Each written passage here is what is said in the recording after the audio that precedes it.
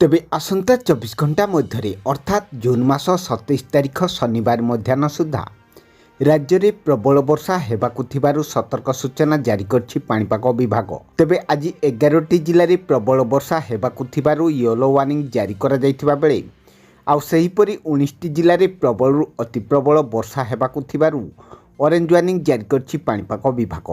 ତେବେ ଆସନ୍ତୁ ନଜର ପକାଇବା ପାଣିପାଗ ବିଭାଗ ପକ୍ଷରୁ କ'ଣ ରହିଛି ସୂଚନା ଆଉ ଆସନ୍ତା 24 ଘଣ୍ଟା ମଧ୍ୟରେ ରାଜ୍ୟର କେଉଁ କେଉଁ ସବୁ 11ଟି ଜିଲ୍ଲାଗୁଡ଼ିକୁ ୟେଲୋ ୱାର୍ଣ୍ଣିଂ ଆଉ କେଉଁ କେଉଁ ସବୁ 19ଟି ଜିଲ୍ଲାଗୁଡ଼ିକୁ ଅରେଞ୍ଜ ୱାର୍ଣ୍ଣିଂ ଜାରି କରିଛି ପାଣିପାଗ ବିଭାଗ।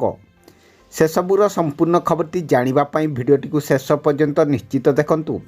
ଆଉ ଯଦି ତା ପୂର୍ବରୁ ଆମ ଓଜିଏନ୍ ଓଡ଼ିଆ ଚ୍ୟାନେଲଟିକୁ ନୂଆ କରି ଆସିଥିଲେ ଏବେ ହିଁ ସବସ୍କ୍ରାଇବ୍ କରିଦିଅନ୍ତୁ ଆଉ ପାଖରେ ଥିବା ବେଲ୍ ଆଇକନ୍ଟିକୁ ଦବାଇ ଦିଅନ୍ତୁ ଆଗକୁ ମଧ୍ୟ ଏହିପରି ପାଣିପାଗ ସମ୍ବନ୍ଧୀୟ ସମସ୍ତ ପ୍ରକାର ଟେକ୍ନିକ୍ ଅପଡେଟ୍ ଖବରଗୁଡ଼ିକ ସର୍ବପ୍ରଥମେ ଜାଣିବା ପାଇଁ।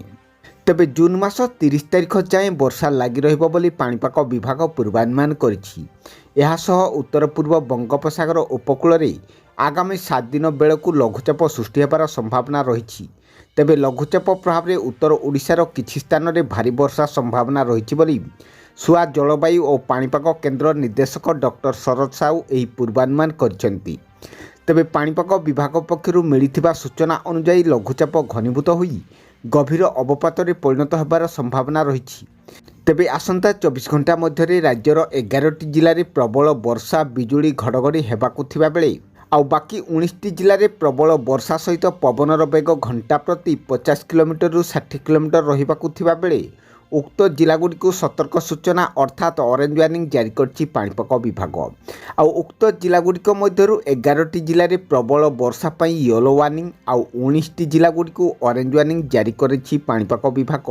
ତେବେ ୟେଲୋ ୱାର୍ଣ୍ଣିଂ ଜାରି କରାଯାଇଥିବା ଜିଲ୍ଲାଗୁଡ଼ିକ ହେଉଛି ବାଲେଶ୍ୱର, ଭଦ୍ରକ, ଯାଜପୁର, କେନ୍ଦ୍ରାପଡ଼ା, ଜଗତସିଂହପୁର, କଟକ, ସୋନପୁର, ବୌଦ୍ଧ, ବଲାଙ୍ଗୀର, କନ୍ଧମାଳ, କଳାହାଣ୍ଡି ଆଉ 19ଟି ଜିଲ୍ଲାରେ ପ୍ରବଳରୁ ଅତି ପ୍ରବଳ ବର୍ଷା ପାଇଁ ଅରେଞ୍ଜ ୱାର୍ଣ୍ଣିଂ ଜାରି କରାଯାଇଥିବା ଜିଲ୍ଲାଗୁଡ଼ିକ ହେଉଛି ମୟୂରଭଞ୍ଜ, କେନ୍ଦୁଝର, ଢେଙ୍କାନାଳ, ଅନୁଗୁଳ, ଦେବଗଡ଼, ସୁନ୍ଦରଗଡ଼, ଝାରସୁଗୁଡ଼ା, ବରଗଡ଼, ସମ୍ବଲପୁର, ନୂଆପଡ଼ା, ଖୋର୍ଦ୍ଧା, ପୁରୀ, ନୟାଗଡ଼, ଗଞ୍ଜାମ, ଗଜପତି, ରାୟଗଡ଼ା, ନବରଙ୍ଗପୁର, କୋରାପୁଟ ଏବଂ ମାଲକାନଗିରି।